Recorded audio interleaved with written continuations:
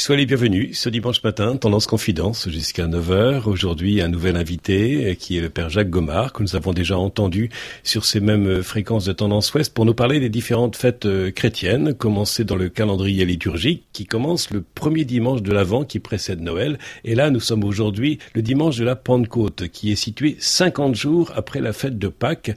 Alors, avec vous, Père Jacques Gomard, reparlons de cette fête de Pâques et de ce tombeau qui est trouvé vide. Et cela ne vous inquiète pas, ne vous angoisse pas, le vide? Je me souviens de l'évêque qui m'a ordonné prêtre, qui avait dit un jour lors d'une messe de Pâques, si on me demandait de résumer la foi chrétienne sur un timbre-poste, j'écrirais simplement « Il est ressuscité ». Voilà, c'est vraiment le cœur du cœur de la foi chrétienne, c'est donc que Jésus n'est pas resté dans le tombeau, la mort ne l'a pas englouti, il ne s'est pas noyé dans la mort, pour reprendre des images concrètes et bibliques aussi, mais il est ressuscité, donc il est passé sur l'autre rive de la vie éternelle, avec son corps, avec toute son humanité. Donc notre humanité désormais habite en Dieu et c'est un motif d'espérance. Mais entre doute et certitude, ce n'est pas toujours aussi simple. Nous sommes parfois chahutés, notre cœur balance et parfois notre croyance en l'homme ou en Dieu est chahutée également. Alors ici, il y a bien une certitude de la foi, mais qui n'est pas d'ordre scientifique au sens où je pourrais vous démontrer que Jésus est ressuscité. Si je pouvais le faire, vous ne seriez pas libre. L'évidence scientifique contraint à l'adhésion de l'intelligence. Vous voyez que 2 plus 2 fasse 4, j'ai pas le choix. c'est ainsi. Par contre, l'acte de foi est un acte libre, ce qui est beau. Donc le tombeau vide n'est pas une preuve de la résurrection de Jésus, c'est un signe. Voilà, qui m'est donné, qui vous est donné, qui est donné à chacun de nos auditeurs, comme une invitation.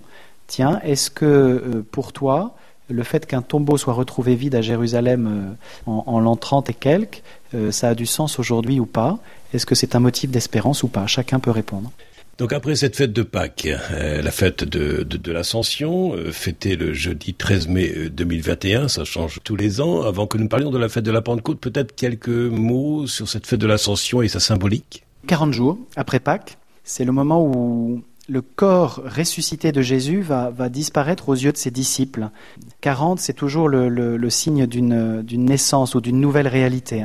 40 semaines de grossesse environ. Enfin, un bébé né après 40, à la 40e semaine de grossesse portée par sa mère, à quelques jours près bien sûr. Mais en tout cas, dans la symbolique biblique, c'est sans doute l'expérience humaine qui est à l'origine de cette symbolique des 40. Et donc, 40 jours après Pâques, le corps ressuscité de Jésus va disparaître, mais va naître finalement, on pourrait dire sur la scène de l'histoire, un nouveau corps, qui est le corps ecclésial, le corps du Christ, l'Église de Jésus. Vous voyez, il y a comme une charnière, d'ailleurs que Saint Luc, si vous lisez l'évangile de Saint Luc, ça se termine sur l'ascension de Jésus, et le livre des Actes des Apôtres, qui raconte les débuts de l'Église, commence à l'ascension. Donc c'est un peu comme la charnière, le passage de témoin, de relais, entre Jésus ressuscité et sa communauté, entre le Christ et l'Église. Une véritable catéchèse avec vous, Père Jacques Gomard, ce dimanche matin qui est la fête de la Pentecôte. Quelques mots d'histoire sur cette fête? La Pentecôte, c'est d'abord une fête juive, c'est la fête de Shavuot. Et donc ce jour-là, le peuple juif fête le don de la loi au mont Sinaï. Que va-t-il arriver ce jour-là?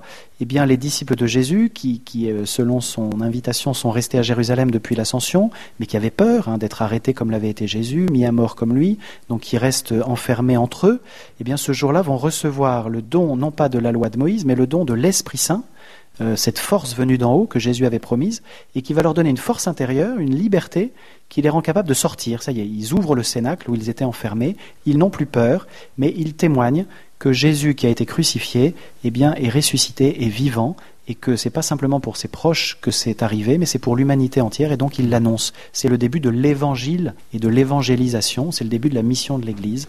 La présence du ressuscité, elle va se découvrir finalement dans le visage de chacun.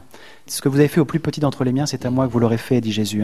Donc pour le chrétien, effectivement, je ne vais pas chercher Dieu, on pourrait dire au ciel, au sens où je ne vais pas rester les yeux rivés sur les nuages, mais je vais chercher à rencontrer le Seigneur, finalement, en servant les autres, en me donnant, en aimant comme lui, et notamment en étant attentif aux plus petits, aux plus fragiles. Alors beaucoup de nos auditeurs ont été baptisés bébés, d'autres peut-être enfants ou adultes, et par le baptême, dans la liturgie chrétienne, ils ont reçu ici le don de l'Esprit, qui a été confirmé ensuite par le sacrement de la confirmation du baptême, lorsque les personnes en ont fait la demande. Il est question là d'un mot technique, c'est le mot charisme. Qu'est-ce que vous pouvez nous dire à ce sujet ? Alors un charisme, dans le vocabulaire chrétien, c'est un don que l'Esprit Saint fait, mais en fait, il y a une expérience que tout le monde fait, croyant ou incroyant, c'est qu'on ne voit pas l'amour. Montrez-moi l'amour. Si je vous donne un microscope, vous ne pourrez pas me montrer une cellule d'amour. Par contre, ce que vous pourrez voir et me montrer, ce sont des signes d'amour, des actes d'amour, voyez, que nous recevons, que nous donnons, des signes d'amitié, des actes d'amitié que nous posons. Eh bien, c'est pareil finalement pour la foi et pour la Pentecôte et pour l'Esprit Saint. Voilà, l'Esprit Saint, nous ne le voyons pas en direct, on pourrait dire. Par contre, nous percevons ses effets. Vous voyez, une image alors il y a plusieurs images dans le Nouveau Testament, même dans l'Ancien, dans toute la Bible, pour évoquer l'action et la nature de l'Esprit Saint. Et notamment, il y a l'image du vent, du souffle. Oui, c'est vrai que le vent, nul ne sait d'où il vient ni où il va, mais on en voit les effets. Et Saint Jean dit, le vent, tu ne vois pas le vent, tu ne vois pas d'où il vient, tu ne vois pas où il va, mais tu entends sa voix. Voilà. Mais voyez, donc on ne voit pas le vent en lui-même, mais on en voit les effets. C'est pareil pour l'Esprit Saint. Je ne vais pas pouvoir mettre la main dessus, mais je vais en percevoir les effets en moi, autour de moi, là où il y a de la joie, là où il y a de la paix, là où il y a de l'amour authentique, là où il y a de la communion, eh bien l'Esprit Saint est à l'œuvre. Donc je ne vois pas l'Esprit Saint, mais je vois ce qu'il produit. Et quels sont ces noms de fruits, puisque vous employez ce terme, que produit l'Esprit Saint ? Alors pour ceux d'entre nous qui ont une Bible chez eux, allez voir la lettre de Saint Paul aux Galates, chapitre 5, verset 22. Vous avez 9 termes qui décrivent le fruit de l'Esprit Saint, ce que produit l'Esprit Saint. Ça commence par l'amour, la joie, la paix. Et puis aussi la bienveillance, la maîtrise de soi, la douceur, l'humilité. Voilà, donc l'Esprit Saint, quand il est accueilli, reçu, comme un souffle bienfaisant, voilà ce qu'il produit en nous, voilà ce qu'il produit entre nous. Il est toujours agent de communion, de vérité, de paix. À l'inverse, il y a celui qui divise, le diviseur, voilà, l'esprit du mal, qui lui va semer la zizanie. Alors vous parlez à l'instant de l'esprit du mal, juste avant l'esprit du bien, et à partir de quand ce n'est pas le fruit de mon imagination ? Et oui, parce que ça peut venir aussi de moi, effectivement, vous avez tout à fait raison. Eh bien, ça demande ce qu'on appelle le discernement des esprits, qui demande effectivement un peu d'expérience et de sagesse, mais on n'est pas sans ressources pour ça. Quel est votre mode d'emploi ?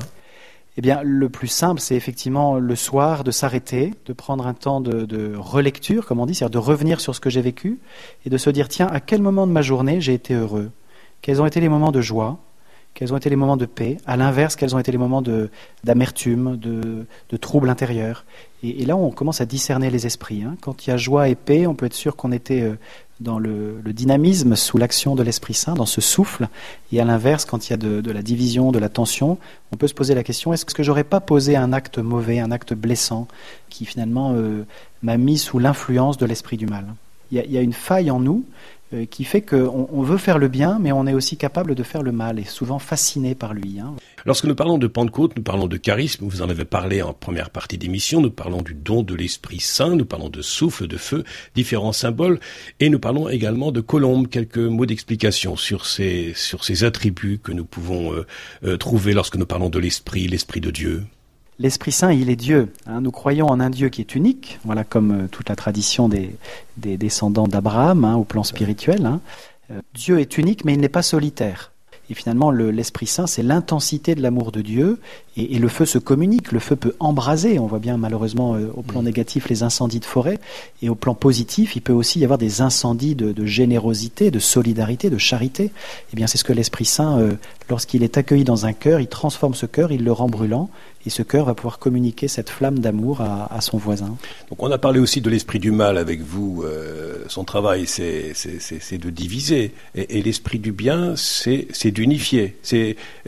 Je pense à l'épisode de la tour de Babel quand je dis ça. Absolument. Babel, c'est l'humanité qui se divise parce qu'elle est prise par l'esprit du mal sous l'angle de l'orgueil. Elle veut être aussi haute que Dieu, mais sans Dieu, voilà, avec ses propres forces. Ils ont voulu gratter le ciel. C'était les premiers gratte-ciel, la tour de Babel. Et effectivement, au moment de Babel, ils vont plus se comprendre, ils vont se diviser, ne plus se comprendre entre eux, ils vont parler différentes langues. Et à la Pentecôte, à l'inverse, des gens qui viennent de différentes cultures, de différentes langues, vont tous comprendre dans leur langue ce que les apôtres vont dire, les merveilles de Dieu. Donc là où il y a eu de la division à Babel, il y a de la communion à la Pentecôte. Alors en même temps, il ne faudrait pas opposer comme s'il y avait deux esprits de même nature, un esprit du bien, un esprit du mal, qui seraient équivalents en blanc et en noir. Non, il n'y a qu'un seul Dieu, il n'y a qu'un seul esprit de Dieu, c'est l'Esprit Saint. Le diviseur, c'est une créature qui s'est retournée contre son Créateur et qui cherche à entraîner les autres créatures dans son combat, mais ce n'est pas de la même puissance. L'esprit du mal est puissant, donc il faut ne pas jouer avec, ne pas faire le malin avec le malin, mais en même temps, il est vaincu par Jésus ressuscité et par la puissance de l'Esprit Saint. Alors pouvons-nous dire que Lucifer, l'archange de lumière, a choisi les ténèbres, l'esprit du mal? Oui, c'est ça. Dans la tradition spirituelle, on l'a identifié à un archange, à un ange de lumière qui s'est détourné de la lumière, de la source de la lumière, et qui cherche à entraîner le monde dans sa révolte contre Dieu. Mais il est vaincu, encore une fois. Donc n'ayons pas peur. Mettons-nous bien dans la mouvance de l'Esprit Saint qui nous aide à faire le bien. Je reviens un instant sur cette dimension de la mer, puisque vous êtes vendéen, vous aimez aussi le Vendée Globe. Que vous inspire cette fête de la Pentecôte et aussi de ces différents navigateurs comme Jean Le Cam que vous connaissez, qui vont comme ça sur les océans et braver le vent comme la tempête ou la brise légère? Figurez-vous que j'ai été jeune prêtre au Sable d'Olonne pendant 4 ans. Voilà, donc j'avais prêché à la Toussaint de l'an 2000 sur le Vendée Globe, voilà, avec cette notion d'aventure.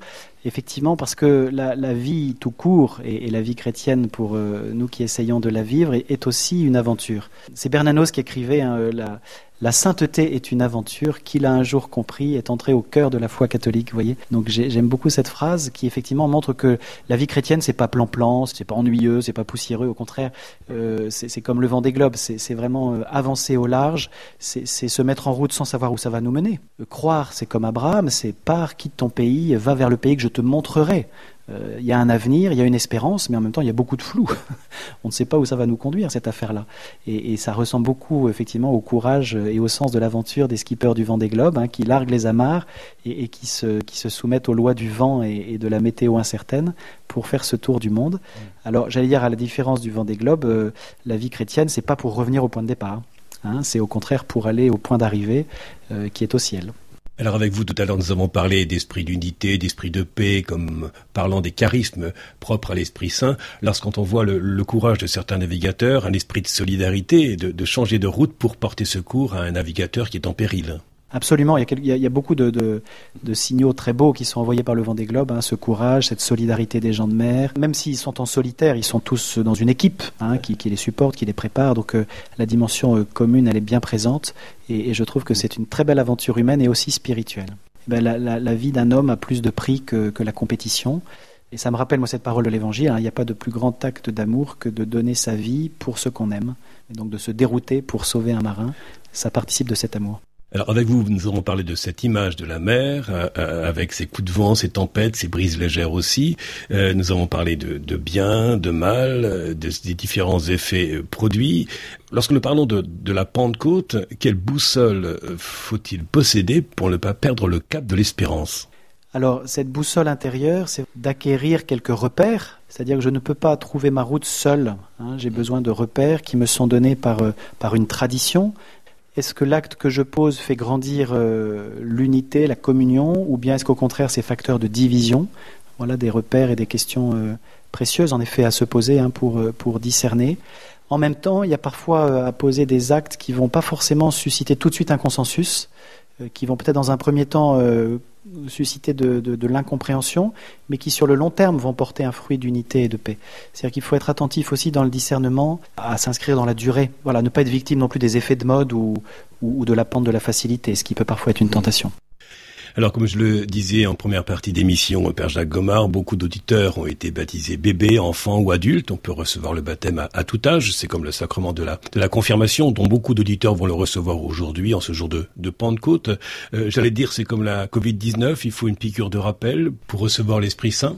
Oui, on est bon, mais en même temps, ça n'est que le début. Voilà. Parce que l'Esprit Saint, encore une fois, c'est pas une dose qu'on aurait une fois pour toutes. L'Esprit Saint, c'est une personne, c'est quelqu'un de vivant, et donc qui va nous accompagner tout au long de notre vie. Ce que l'on reçoit au baptême et à la confirmation, on pourrait dire, c'est l'équipement de base.